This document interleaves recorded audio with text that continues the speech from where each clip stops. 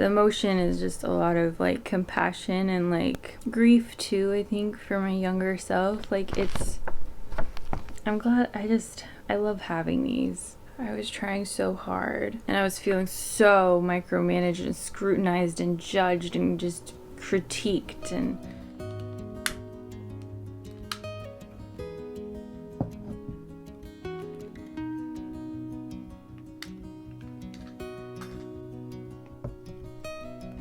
my name is Clara.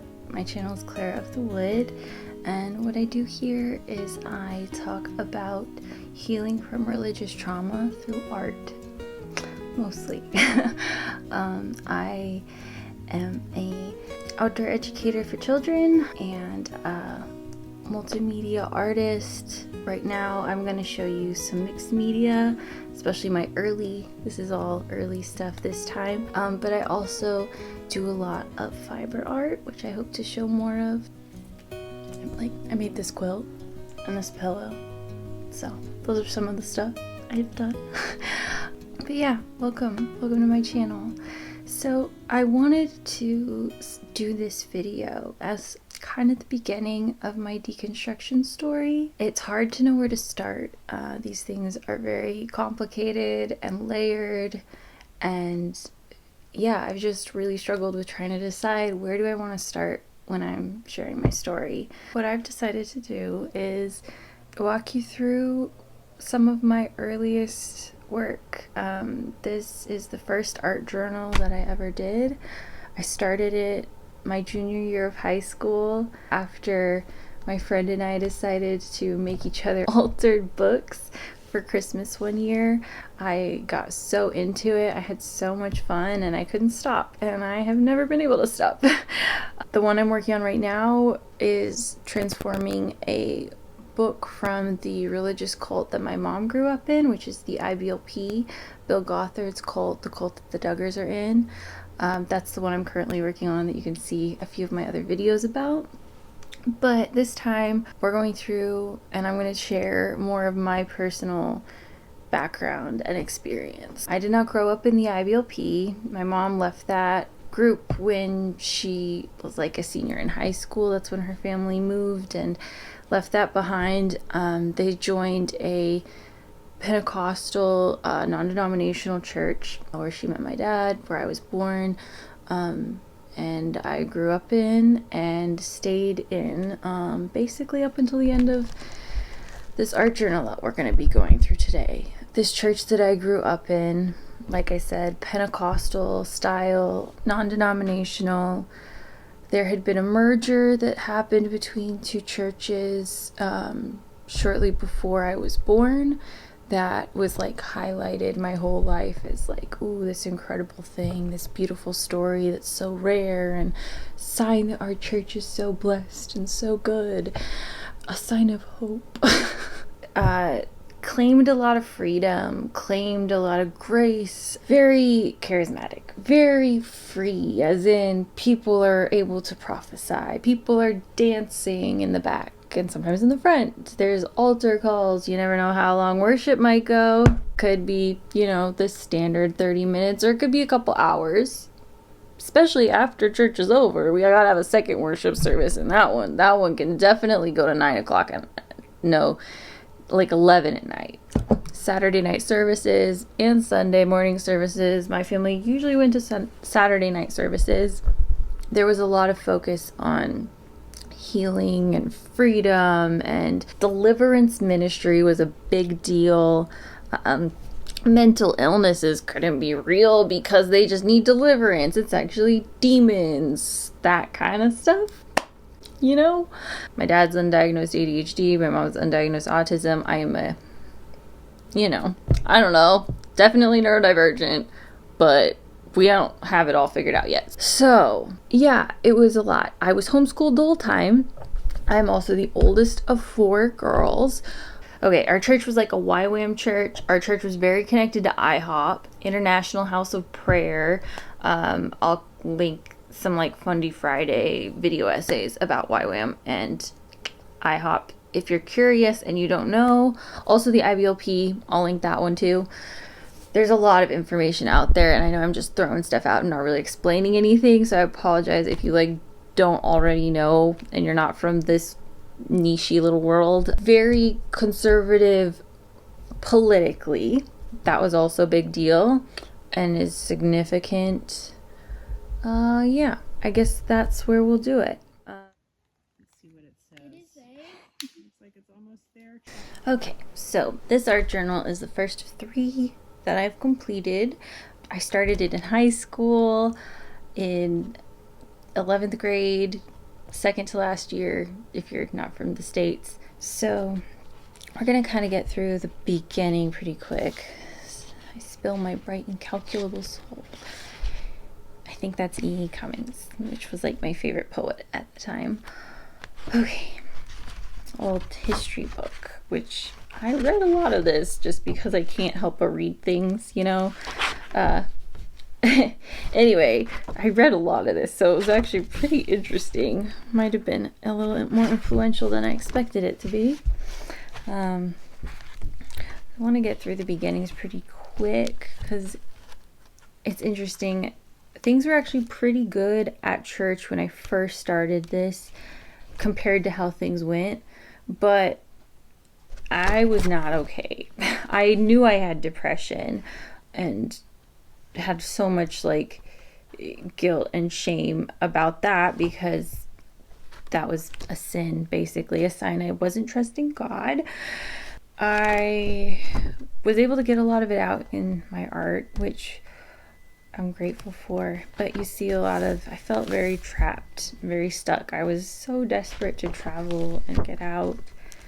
I wanted out so bad.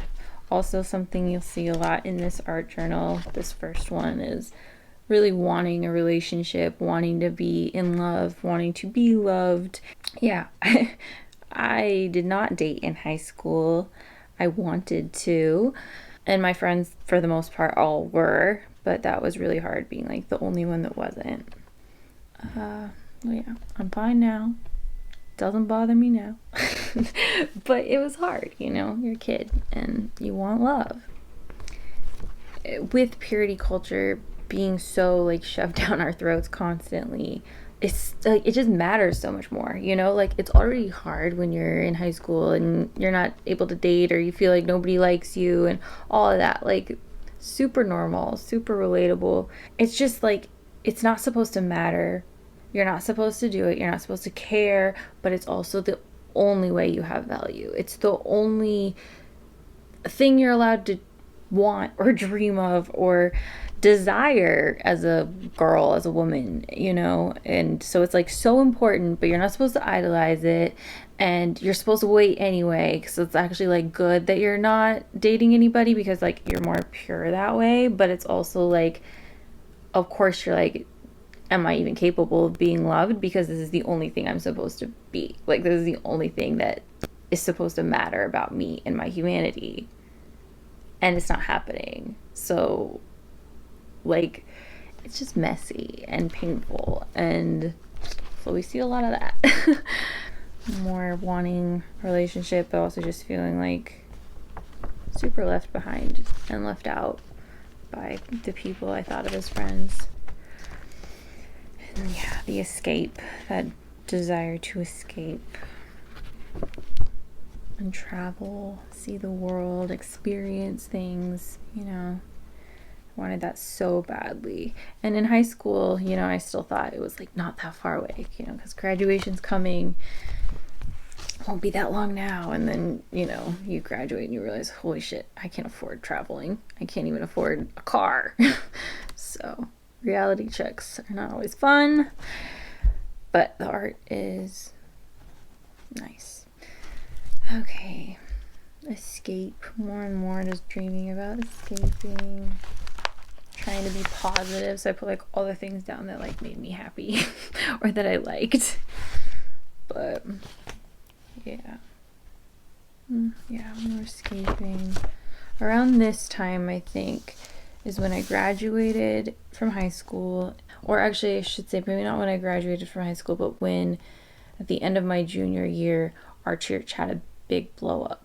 Oh gosh, all but one pastor quit in a weekend. It was really dramatic, really intense, threw everything into chaos. Like half the congregation left the church.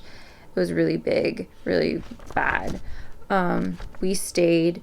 My dad became a part of the leadership team that was gonna like pick the new pastor. So yeah, after that, things got really intense at that church. We felt like for a bit that things were like gonna get better, gonna be more free, more kind, you know, I don't know, whatever we wanted. Yeah, it just got worse. It just got a lot more intense. It devolved into a cult shortly after. And so it starts to get harder. You can see like feeling like wanting to escape still.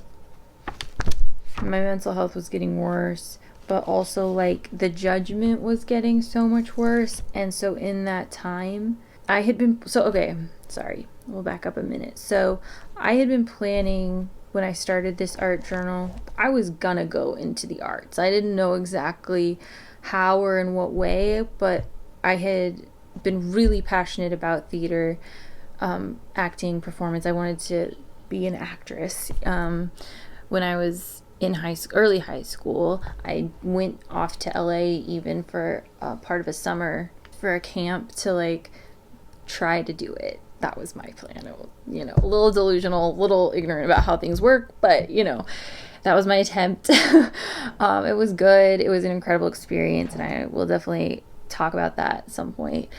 But I went to that and was like, this is a lot. I didn't realize how much of an introvert I was until that trip. And I was like, okay, I'm not sure if this is the way I want to go. So after that, I was still really excited about that, but I was looking more into costume design, more into fine arts. Yeah, I was exploring that. I also really threw myself into dance after that. So I wanted to go into the arts. Like that was what I loved. That was what I was good at, everything.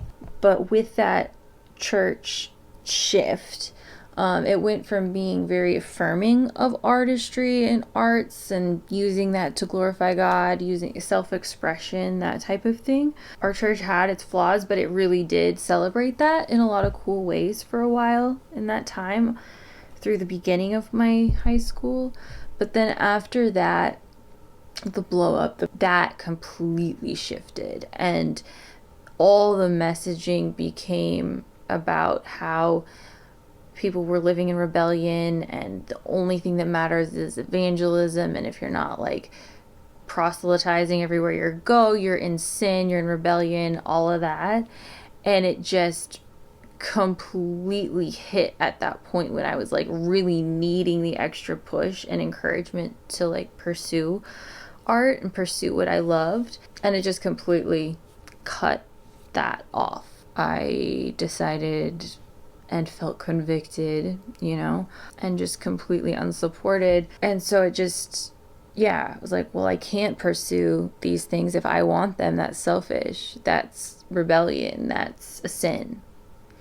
And so I got really lost for a while, and really, I mean, it's only very recently that I've decided that this is what I'm doing again. Yeah, so things got harder, and I just was, you can see a switch to where I try to center God a lot more in this art, and just that process of like, I have to surrender all these dreams because that's how I worship God, and that's how I prove that I really am listening and really care. So things kind of shifted, you know. Sometimes I combined like poetry I was writing, and a lot of times people would give me a hard time for how like dark it was. It wasn't really even that dark, but you know, people are very critical in that world. But like, it doesn't make sense. Why are you so obsessed with sad stuff and darkness? And it's like, well, I was trapped in something, you know. There's stuff to process when everybody around you is in denial.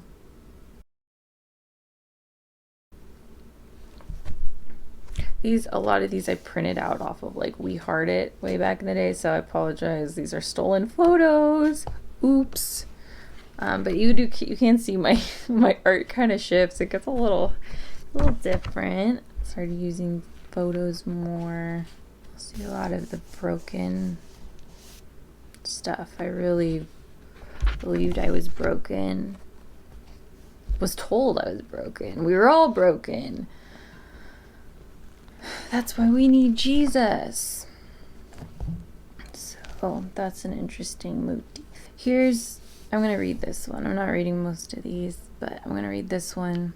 So, and also this isn't perfectly chronological. Like, I didn't finish each page in order and then move on. Like, when I do my art journals, it's very flowy and I'll hop around. I'll do a bunch of at a time. So like I wrote this and then glued this in probably a year or so after when I first did this page, and like in the semi order it falls in. But while I was still at this church, I got a job at a greenhouse, and it was one of my favorite jobs, especially at that time. It was incredible for me. I loved being outside, and I just loved the plants. Like, I just fully became like a plant nerd. I'd always wanted to be before, but my family is not like country, you know, like we didn't live out of town. We didn't do much. We grew some carrots sometimes in the summer, you know, but I just gotta get fully sucked into the plants and gardening and all of that, and I loved it and I was good at it. So I wrote this around that time, and it's emblematic. Like, I'm not just referring to what happened at the greenhouse. It's very much what it was like at church at the time too. So it's wrote, I'm sick of judgment. I'm sick of fear. My head is throbbing with people's assumptions, smashing everything genuine. It breaks, it snaps, it stifles the things that were already there. When the first peony opened at the greenhouse this April past, its delicate scent caressed everyone within 2 feet of its leaves. And then a woman came in. You could smell the harshness of her perfume the moment she opened the door. And when she came up to the peony and saw the little sign we'd put in it that said, "Smell me," she bent down and breathed in. She pulled her head back again, frowning, and loudly announced to me, "It doesn't have any scent at all," and walked away in a huff. I thought about the little violas. They would never win her approval with their timid, richly delicate scent. They were my favorite. And I wondered about the sweet peas and roses. Could she have smelled them too? I'm so tired of seeing little things trampled, scorned, and passed over. Of seeing people with their noses so full of their own stench saying that flowers have no scent at all. Who said they could declare something valid or invalid, there or not there? When did they begin to see everything fully? When did everything become answerable to them? My heart caves in at the thought of people walked over, those judged for being where they are and who they are. So that's, what it felt like and what was going on and how I was feeling. Okay. So, yeah. And this is from a Christian song that you might recognize. And it's definitely fantasizing about death. I was deeply depressed. I wanted to die. It was not good. Yeah, it wasn't good. And honestly, songs like that don't really help as much as people like them. I mean, it feels good, but I don't think it's great to just use that to get through life, honestly.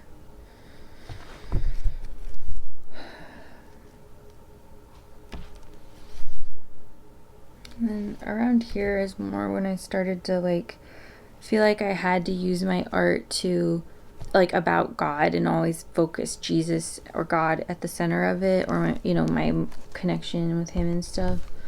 A lot of it's because of the because of the, messaging in church, which was getting a lot more condemning and just harsh and hard to exist within.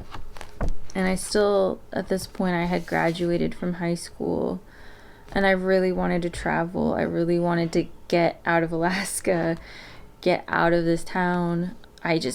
It wasn't happening for me. I couldn't afford doing things like YWAM and stuff. I didn't have the people to send me there. I didn't have that kind of money. Those DTSs are not cheap. But a lot of my friends were going on them, so like I was going to the airport like every couple weeks or a month or so, it felt like, to pick someone up, drop someone off, but never getting to go. I was just working, trying to save money, but tithing it and giving it all away also, mostly at this point. So also kind of just settling into like figuring out ways to have my own meaning and growth without getting to go on all these adventures and have all these experiences overseas or in different countries than like my friends were having. So I was doing a lot of like volunteering, a lot of writing, a lot of reflection, a lot of prayer, a lot of that, a lot of writing to God, a lot of reading the Bible. See a lot of Bible verses that were really helping me get through really hard times, really confusing times. Yeah, I did not follow like any things that like tell you how to do an art journal in a good way or like make it last. I just did my own thing and like used whatever I could find, so it's definitely falling apart.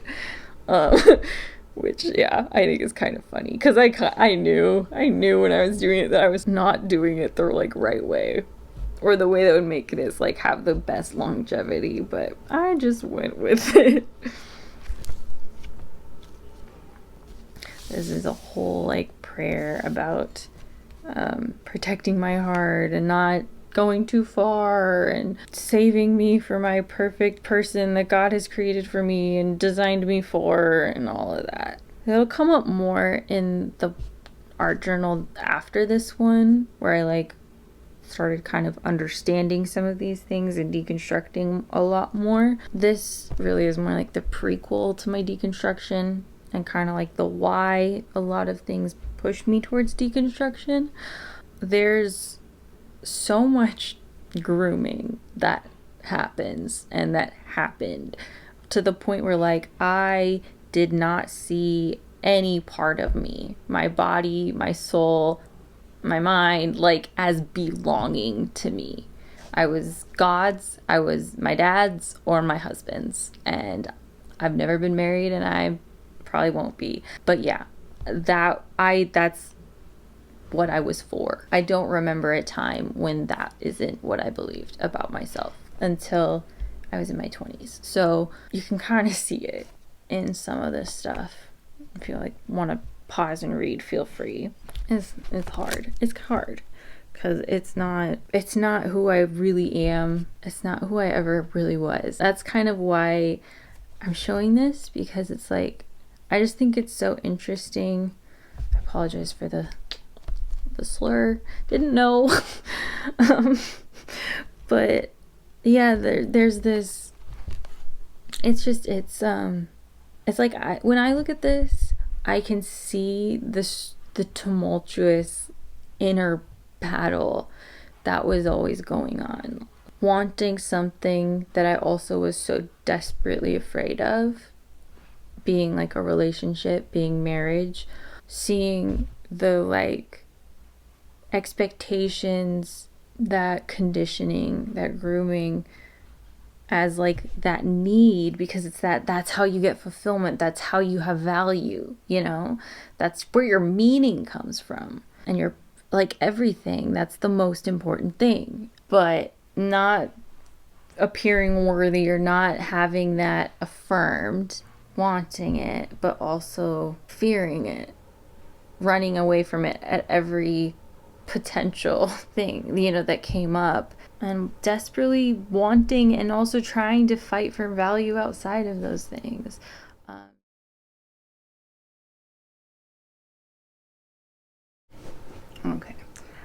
I got a cookie. So, yeah. It's so raw. And the emotion is just a lot of like compassion and like grief too, I think, for my younger self. Like I'm glad I love having these. It's such a beautiful thing to me. I don't know. It means a lot. I was trying so hard and I was feeling so micromanaged and scrutinized and judged and just critiqued. And yeah, I moved out really fast after high school. I moved in with one of my friends, church friends, and we got an apartment. We were like sharing a 1-bedroom, and people were over like every night, Bible study and stuff. It was insane. I was exhausted. I was like working really weird shifts. This was before I got my greenhouse job. I was working like, it was either 4 a.m. or 5 a.m. But like I'd be out until like 1 or 2 in the morning with friends, like prayer, youth group, just random shenanigans with the young adults and people. And so I was just exhausted all the time. And sharing a bedroom, I need more space, I need more privacy. It was bad. So I moved back home within like 4 or 5 months. It was really short-lived. But that friend group really was not healthy and was really hard on me. Very challenging. So a lot of this, like, these are kind of just processing that and trying to understand what was going on, because it just wasn't making sense. I needed something better. Just feeling very trapped. Our church, as I had said, was very connected to YWAM, but it also, at this point, was getting a lot more connected to IHOP, the International House of Prayer, which has recently had some pretty crazy scandals, like just a year ago that came out. Not even like scandals, like legitimate allegations and like all kinds of weird grooming, abuse, predator shit. So we were very attached to that, and there's a couple of groups that came up with them or from them that did like things at our church that also really heightened the abusive nature of the church and made things significantly more extreme. IHOP's very, very focused on end time stuff. It was just too much. You'll see some of the stuff. So yeah.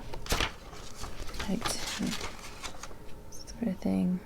The lies, they won't stop, says under there, shouting, and I'm wearing thin. I loved this quote.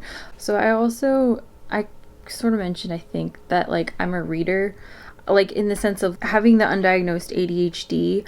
I would just read everything because just like craving stimulation. So I was always in a book, always reading random shit. So there's stuff I like know and remember from growing up in that world, like having read, that's just like pretty bizarre. Like Gwen Shamblin, like weight loss pastor lady who like died a few years ago, like who had that cult, Remnant Ministry. I remember reading one of her books, and it's just funny. Like I didn't read the book, but I read like the intro of one of them because I was at somebody's house and like I was bored. No, I read it. I was like watching a little YouTube doc about it once, and I was like, I remember this. I read this. Anyway, my one rebellion pretty much in high school is I read a lot of books that people would not have approved of me reading it all. You know, a lot of stuff was very, very censored, but I got good, and I would push the boundaries in one area. Never snuck out, never broke things. I was probably way overly honest with my parents about a lot of things. I think I even told my mom some of what I was reading, but I read books by atheists, fiction, but I read a lot of good stuff. Definitely impacted my story. Anyway, this one's from The History of Love. Very good book. And I love this quote. He died in a tree from which he wouldn't come down. Come down, they cried to him. Come down, come down. Silence filled the night, and the night filled the silence while they waited for Kafka to speak. I can't he finally said with a note of wistfulness. Why? They cried. Stars spilled across the black sky. Because then you'll stop asking me. Right. Also got a lot of little notes. Sure. Someday I could do a video where I read every single thing in here, but that's excessive. That would take forever, so I'm not going to do that this time. Someday I will be loved. And then I got a quote from Moulin Rouge, which another one that changed my life. But I know about art and beauty and love, if only because I long for it with every fiber of my being. Love that one. For this good news that God has prepared a place of rest has been announced to us just as it was to them. But it did them no good because they didn't believe what God told them. For only we who believe can enter this place of rest. As for those who don't believe, God said, in my anger I make a vow. They will never enter my place of rest, even though his place of rest has been ready since he made the world. I remember why this Bible verse mattered to me, and honestly it was because it's talking about God preparing a place of rest, and that being the good news, and how it's for those who believe and all that. And it's because everything was saying the opposite at church. The messages were don't stop, don't rest, go, go, go. You're supposed to be a torpedo. You're supposed to fight. You're supposed to evangelize. Why are you sitting here? You disgust us. You should go. Why are you here? Go into all the nations. It was insane. It was so condemning and attacking and exhausting. And it was just getting beaten up basically every single week. And so when I was in my Bible study time and I was praying and I was seeking God, what I was seeing was rest in me, and I prepared a place of rest and abide in me and all of that. And so, it is a little weird how insistent on being miserable things can be in those extremist things. It matters. They want you to always be striving.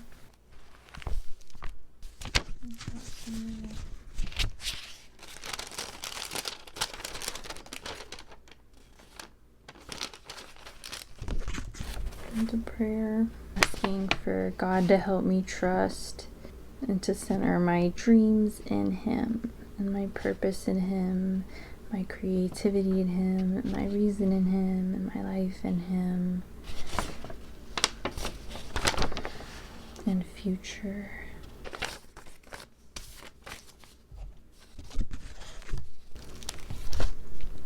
So here's one that is from IHOP.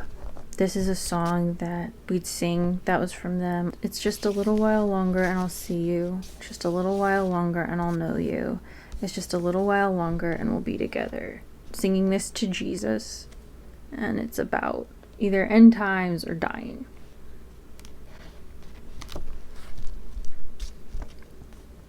Oh, what a love. Oh, what a friend. Oh, what a life we have in Christ. And that's another one we'd sing a lot. And then, lighter note here, you can kind of see, I didn't do a lot on this page, so you can kind of see the types of things that were in this book originally. It's funny. Zoom in. All the manners guides and stuff. Here's another one from the IHOP music. Wake me up, wake me up. I don't want to be sleeping when you're coming. The International House of Prayer, their whole thing is that they do 24-hour prayer and worship. And you can go and see, they have a live stream going constantly, and they did back then too. They've been live streaming since kind of the beginning of live streaming this stuff. And so our church was trying to emulate that in a lot of ways and do that. That was constant. So we'd have all night things, all day things. It was just constant, and it was all about bringing in the end times, bringing Jesus back. Seeing in the bridegroom was kind of the language used. It was very, very extreme.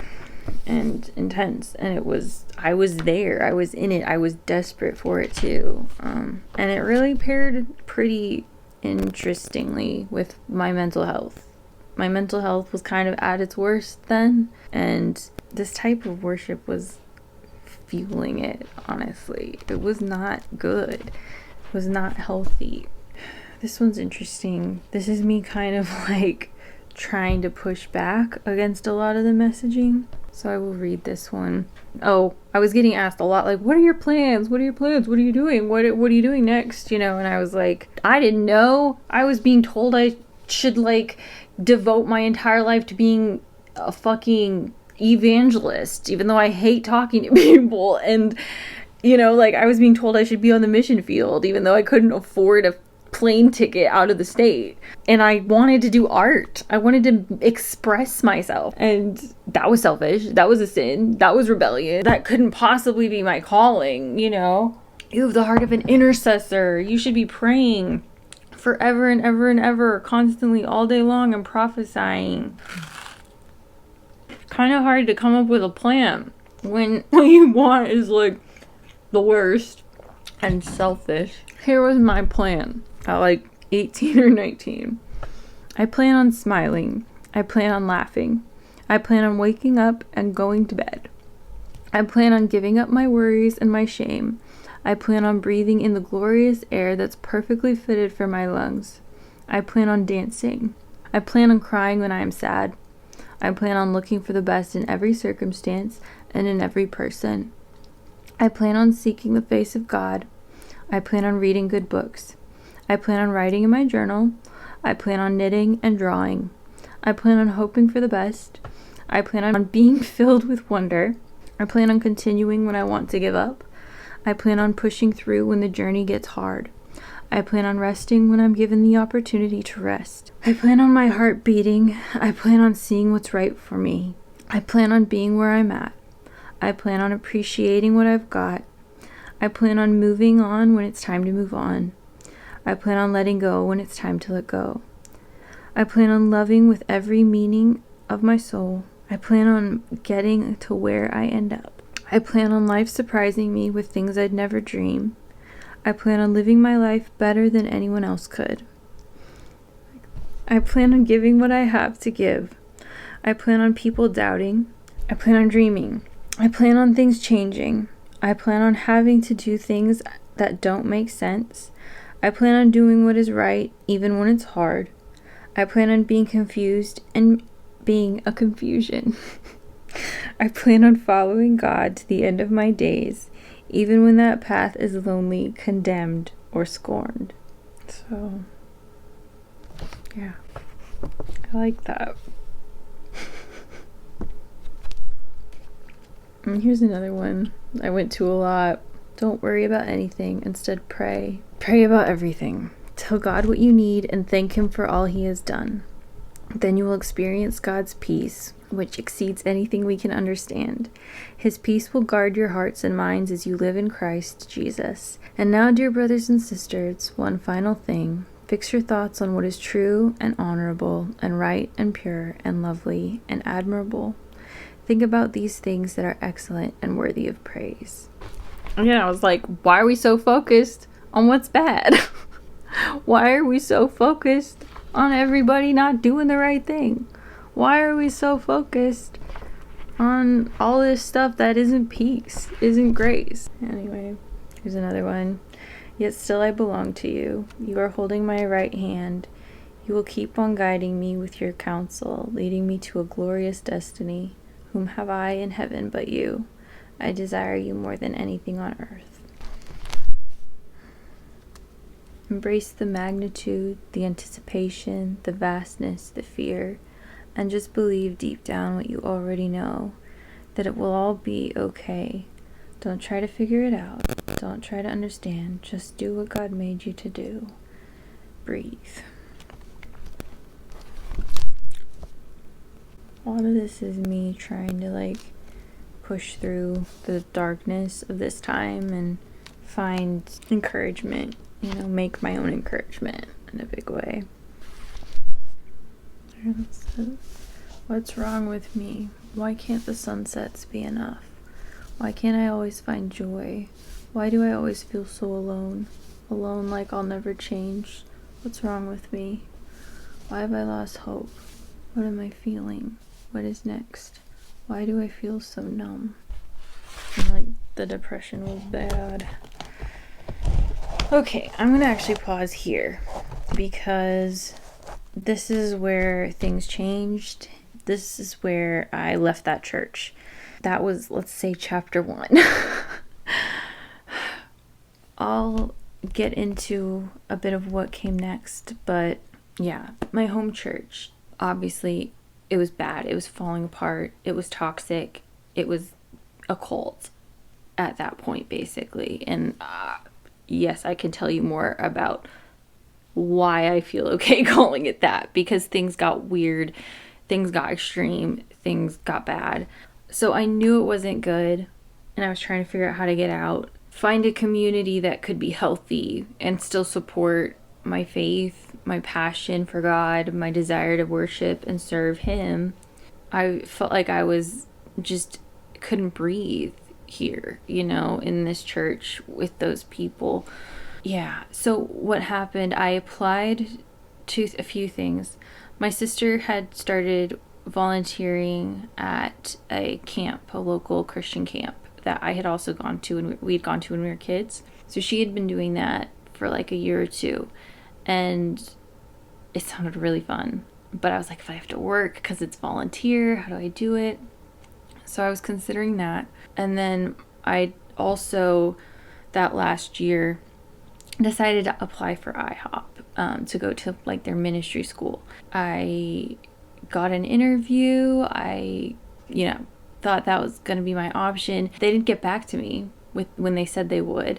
And so I decided to go to this camp instead. And that was really actually a good thing. That is definitely for the best. Everything I've heard about IHOP, that would have been really bad.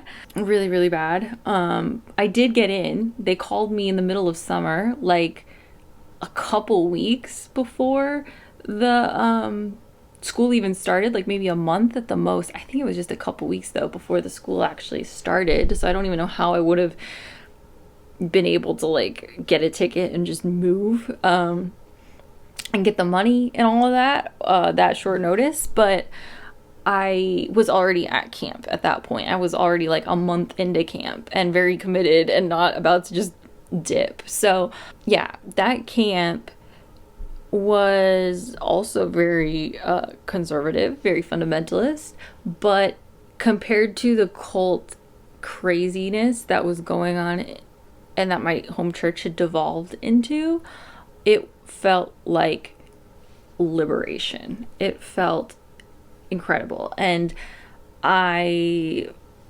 started attending some other churches and trying to find other churches after that. I was like, definitely can't go back. So yeah, that's why we're stopping here, because this is the spread that I did that summer at camp, and it's a little different after that. So I got out of that church and thought things were gonna really be different and that I'd found real freedom. Obviously it's doesn't stop there. Anyway, I got out of that church and moved on to the next stage of being a single woman, early 20s, like 20 years old, trying to find a place to call home, trying to find a community, trying to find a new home church on her own. That's gonna be the next era.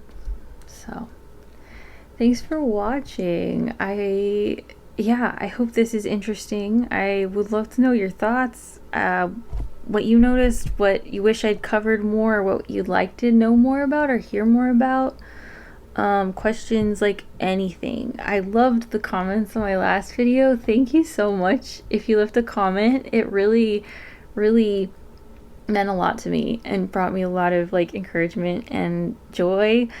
So thank you so much, and I'm happy you're here. I'm really excited to share more of these. I'm excited to talk more about my art journal process. I'm excited to show you what I've done in the book since my last video. It's coming along great and I'm really enjoying it.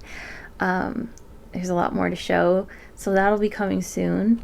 Yeah, just tell me what you think, what you noticed, what you relate to, anything.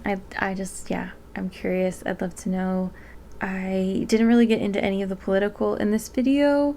Probably gonna come more in the next few because it's also part of the process.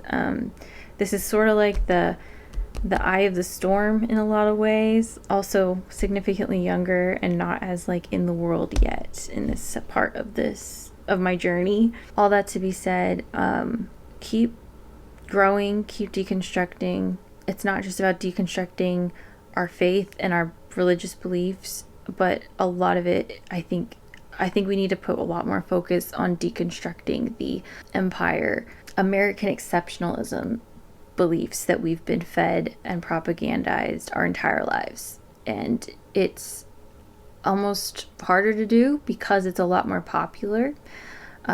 It's a lot more celebrated and supported, but that's the work that we also need to really be doing as Americans, as white people, if you're also a white person. But everybody's been breathing empire if you're here in America or if you're in the global West, the, you know, source of power, the source of violence and colonialism. And so we've got a lot of work to do. Yeah, the results of this election are a continuation of that. And the results of going the other way would also have been like empire is empire. And it's scary going forward. We're looking at something pretty dark, pretty fascist, but it's been dark and fascist for a lot of people for a long time. We need each other. We don't need a savior. We need each other. We need community. And that's my soapbox. So, yeah, you're not alone. I love you. Take care of yourself, protect your peace, protect your power, and take care of each other. We can't survive this alone. Individualism, if you're not sure where to start with the empire deconstruction, start with that. Okay, that's a big one. All right, okay, didn't mean to give you homework, but thanks for being here.